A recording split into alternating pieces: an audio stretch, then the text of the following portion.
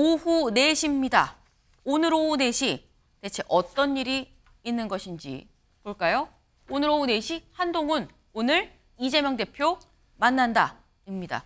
주어가 한동훈인 이유 한동훈 비대위원장이 이재명 대표를 찾아가서 만나는 거죠. 네, 비대위원장이 되고 난 다음에 제1야당 대표를 예방하는 그런 이 자리인 건데 두 사람 사실 굉장히 날이 서 있는 그런 상태입니다. 그동안 주고받았던 얘기들 영상으로 보시죠. 민주당은 검사를 그렇게 싫어하면서 왜 검사도 아니고 검사 사칭한 분을 절대존엄으로 모시는 건지 저는 묻고 싶습니다. 정권을 견제하는 것은 그리고 감시하는 것은 야당의 몫입니다. 여당이 야당을 견제하고 야당을 감시하는 것이 아닙니다. 여당이 집권당이라는 사실을 잊지 마시기 바랍니다. 이러한 것을 볼 때 부실 검증으로 인사 참사를 야기한 사람은 누구냐? 인사 책임을 맡고 있는 한동훈 장관 아니겠습니까? 무능이 그대로 드러나고 있고 결국은 윤석열 대통령의 아바타로 자처하는 것이다. 아바타 노릇을 할 것이라는 것은 자명한 것이다.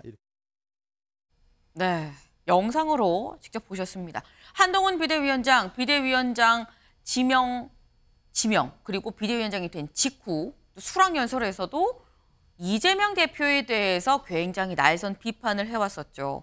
그리고 이재명 대표는 거기에 대해서 축하합니다 라는 얘기를 했습니다. 그리고 사실 그 외에 다른 날선 비판을 직접적으로 하진 않았습니다만 그 뒤에 박성준 대변인은 윤석열 아바타 아니냐라는 얘기를 또 했었죠.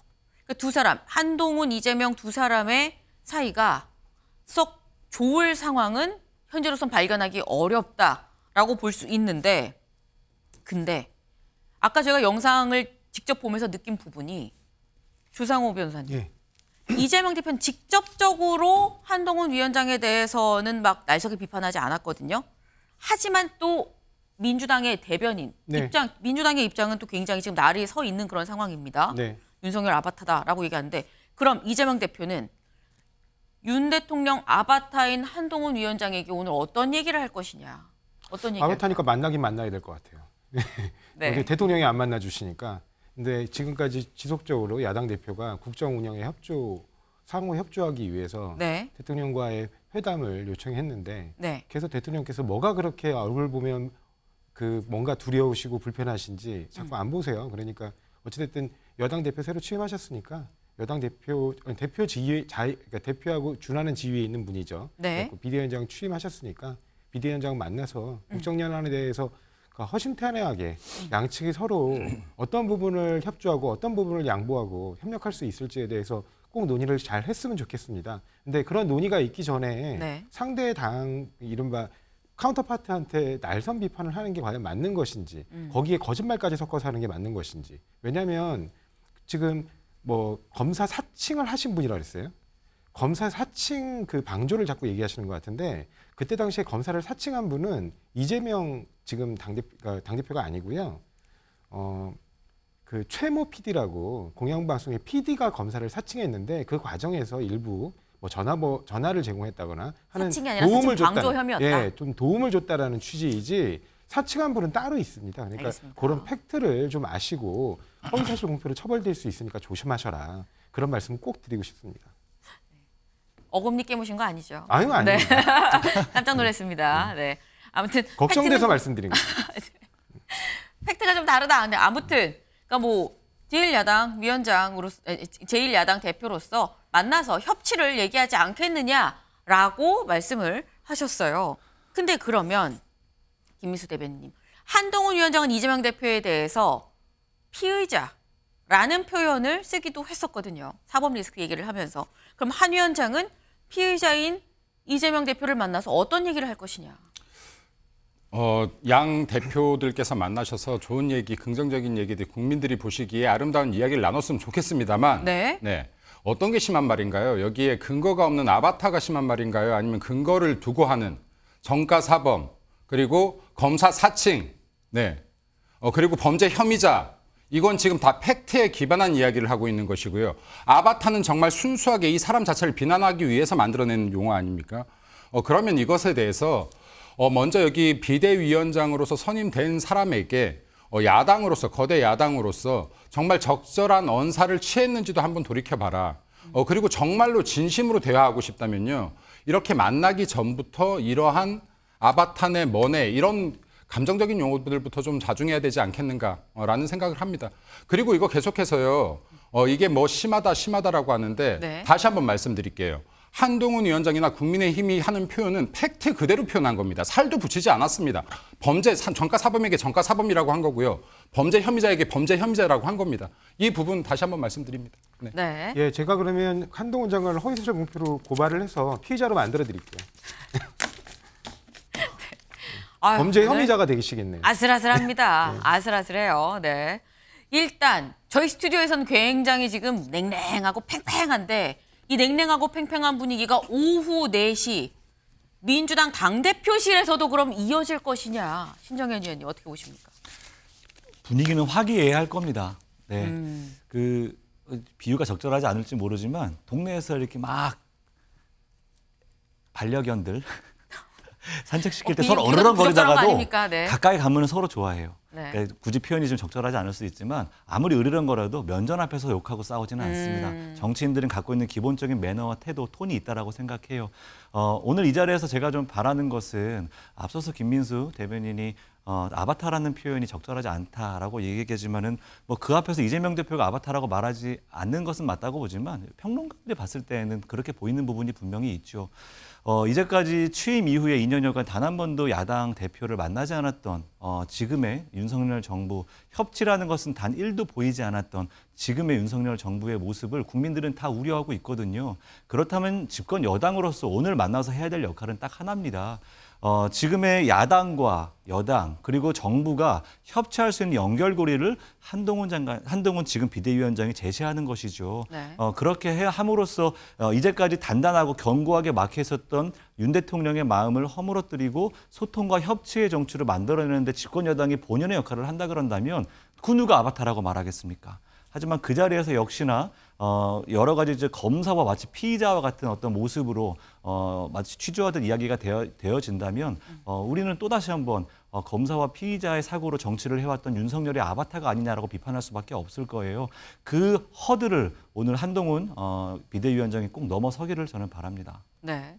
근데 아까 잠깐 얘기 중에 나왔습니다만 이재명 대표가 그동안 계속 윤 대통령한테 만나자 얘기를 해왔었습니다. 근데 만약에 그럼 박준호 위원님 오늘 이재명 대표가 여야 대표로서 당신과 나와 윤 대통령이 같이 보자라고 얘기를 한다면 이건 성사될 수 있는 겁니까? 저는 성사될 수 전혀 없다고 생각합니다. 왜냐하면 전혀 야당의 없다? 대표가 네. 이재명 대표만 있는 게 아니잖아요. 과거 이제 뭐 영수회담이라는 표현을 써서 이제 대통령과의 면담을 요청했을 때도 저희 당에서 이제 제안했던 것은 야당이 민주당만 있는 것이 아닌데 왜 모든 야당의 대표를 이재명 대표로만 인식해야 되는 건지를 저는 도저히 이해할 수 없고요. 또 이제 오늘 이제 그 비대위원장과 이제 이재명 대표가 만났을 때 저는 좀 그 한동훈 비대위원장이 뭐 이제 정치인으로서 이제 이제 민주당 대표로 만나서 보여야 되는 모습도 있지만 또 지금과 같은 시기에 또 쌍특검에 대해서 사실상 의회 민주주의를 완전히 이제 무시한 채 지금 일단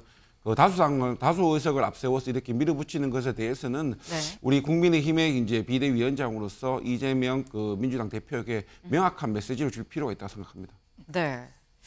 알겠습니다. 지금 만나자고 해도 만날 수 있는 상황은 아니다. 받을 수가 없는 아니다라고 말씀하셨는데 어제 오늘 오후 4시에 한동훈 위원장이 이재명 대표를 만나죠. 그리고 오늘 오전에는 이재명 대표보다 앞서서 국회의장을 먼저 만납니다. 근데 오늘 굉장히 뭐 많은 일정이 있는데 오늘 일정을 앞두고 어제 한동훈 비대위원장이 국회로 출근을 하지 않았습니다. 어제 하루 쉬었어요. 사실 어제 국회 본회의장에서 굉장히 좀 큰 굵직한 일들이 있었죠. 그런데 국회에는 나오지 않고 원내 지도부에 일단 본회의 지휘를 이름을 한 상태에서 나오지 않았다. 근데 국민의힘 쪽에서는 한동훈 위원장은 국회의원이 아닌 상황이고 쌍특검은 원내 사안이기 때문에 이건 그냥 원내 지도부에서 지휘를 하는 상황이다라고 했는데 일각에선 이런 생각도 하기도 합니다. 김일수 대변인님. 오늘 일정들이 많고 그중에 이재명 대표가 받는 일정도 있었기 때문에 뭔가 어제 하루 뭘 준비한 건 아니겠느냐란 해석도 있어요. 어떻게 보십니까? 제가 섣불리 예단할 수가 없네요. 섣불리 예단할 수 없지만은 뭐 어떤 걸 이재명 대표를 위해서 뭔가를 준비하기 위해서 하루를 비웠다고는 생각되지 않습니다. 그게 하루 준비할 일인가요? 근데 그렇진 않을 것 같고 단지 지금 비대위가 진짜로 이제 뭐 비대위원들이나 정말 출범을 앞두고 있기 때문에 이러한 건들에 대해서 여러 가지 그 중에선 이제 이재명 대표를 만난 것도 있을 수 있을 거라고 생각되고요. 네. 네. 사실 오늘 굉장히 일정이 많습니다. 그래서 그러다 보니까 뭐 이재명 대표 건도 있을 수도 있고 뭘 오늘 일정을 좀 준비하는 과정에서 어제 하루 쉬었을 수 있다라고 말씀을 하셨는데 사실 어제 비대위원 발표도 있었죠. 또 읽어서 비대위원 요거 고심하느라고 그래서 쉬었나라는 얘기도 있었습니다. 어제 발표됐던 비대위 베일벗은 한동훈호 평균 44세 7, 8, 9세대 비정치인 대세라는 겁니다. 어제 베일을 벗은 한동훈 위원장을 포함해 총 11명이었는데 그중에 지명직, 그러니까 이 당연직으로 들어가는 뭐 윤재혁 원내대표나 유이동 정책위 의장을 제외하고 다른 임명직들이 8명인데 이 8명들이 다 보니까 젊고 비정치인이더라라는 겁니다. 단순히 이 표에서만 보는 게 아니라 다음 기사를 좀 이어서 보죠. 네. 전 운동권, 여성의대 교수, 보육원 출신 02년생 40대 이하가 6명이었다라는 겁니다. 지금 사진과 함께 이력도까지 지금 나오고 있는데요. 크게 네, 문과 6, 이과 2, 예체능들까지도 이 다 포함을 했어요. 네. 시각장애인, 운동권, 조국 흑서 저자, 이재명 저격수, 보육 전문가, 노인 의료 전문가, 호남 보수 농객 등등 보육원 출신 청년활동가 등. 네. 지금 굉장히 뭐 40대, 50대 인물들입니다. 그리고 특히 보면 보수 농객도 있고요. 조국 흑서 저자도 있고요. 이재명 저격수로 뽑히는 인물들도 변호사도 들어가 있더라라는 건데 일단 어제 발표 목소리를 먼저 들어보고 얘기 이어가 보죠. 이번 한동훈 비상대책위원회는 위원장을 포함해서 11분으로 구성이 됩니다. 2분은 당연직, 나머지 8분은 지명직이 됩니다. 지금부터는 지명직입니다.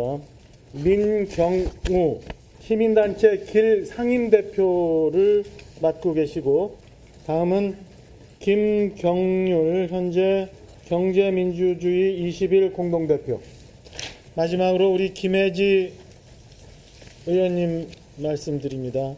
지금까지 최고위원으로 활동하기도 하셨습니다.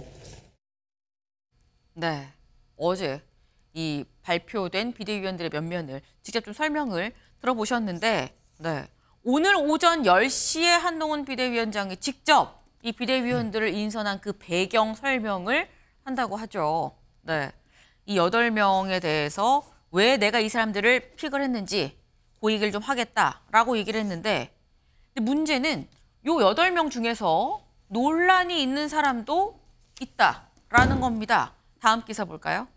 네, 행사에서 했었던 얘기입니다. 그러니까 앞선 세대가 뒷세대를 위해서 좀 물러나줘야 됩니다라고 하면서 빨리 돌아가셔야 된다라는 얘기를 했어요. 그래서 죄송합니다라고 얘기를 하긴 했습니다. 그래서 어제 이게 논란으로 나오고 난 다음에는 입장문이 죄송하다는 사과 취지를 즉시 밝혔다. 어르신들을 비하할 생각은 추호도 없고 신중치 못한 표현에 대해서 다시 한번 정중하게 사과를 드린다라고 얘기를 했습니다.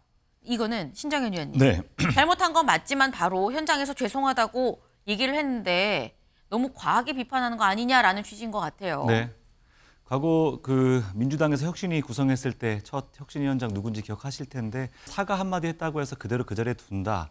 그렇다면은 그러한 어떤 막말을 해도 우리는 갈 길을 간다. 국민들을 무시하는 처사로밖에 보이지 않을 거라고 저는 생각합니다.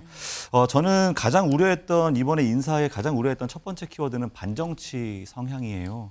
그러니까 비대위원 중에 정치인 출신이 아마도 그 당연직 빼고는 없어요. 다시 말하면 총선이 코앞에 있는 상황에서 오히려 반정치 성향을 갖고 있는 인사들 혹은 정치인이 아닌 일반 시민의 전문가들로 구성을 함으로써 정말로 이 중요한 정치적 난립 관계 속에서 갈등을 풀어낼 수 있는 여력이 있는가, 이거에 대한 좀 퀘스천 마크가 들고요. 또 하나 우려되는 건 이겁니다. 싸우는 비대위. 여기에서 보면은 조국 흑서를 썼던 두 사람과 이재명 저격수로 불리는 사람들이 포진이 돼 있단 말이에요.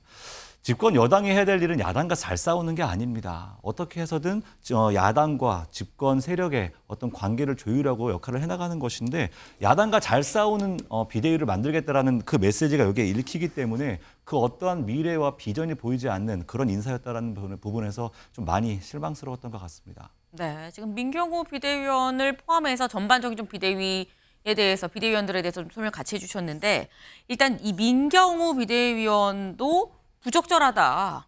앞서 민주당도 그런 일이 있어서 즉각 사퇴하지 않았었냐라고 지금 말씀을 하셨어요. 근데 대한노인회에서 성명을 냈습니다. 뭐라고 냈느냐? 한동훈 비대위원장이 민경호 소장을 비대위원에 임명한 조치에 경악을 금치 못한다. 즉각 사퇴시키고 즉각 사과하라 라고 얘기를 했습니다. 박준호 위원님. 일단 노인회에선 상당히 지금 격노한 것으로 보입니다. 오늘 10시에 사실 그 뒷 배경을 설명을 한다고 했기 때문에 여기에 대해서 한 위원장이 뭐라고 얘기할까가 사실 관건으로 보이거든요. 우선 이제 그 10시에 이제 설명을 할 때 네. 그 인선 과정에 있어서 이런 부분에 대해서 확인이 되었는지 확인이 되지 않았는지는 모르겠지만 어쨌든 결과론적으로 봤을 때 국민 정서상 맞지 않은 표현을 쓴 것은 사실이고, 또 그 사람이 우리 지금 비대위원으로 들어온 것도 사실이기 때문에 비대위원장으로서 이제 입장 표명이 있어야 될 것으로 보이고요. 네. 근데 과거 이제 민주당 김은경 그 비대위원장 같은 경우에는 본인이 위원장이었을 때 청년들과의 간담회에서 이제 얘기한 것이고, 우리 이제 그 이제 민경우 비대위원은 그 전이라는 점을 좀 차이가 있다는 점을 말씀드리겠습니다. 알겠습니다. 오늘 오전 10시에 어떤 얘기가 나올 수 있는지도 지켜봐야 될 것 같아요.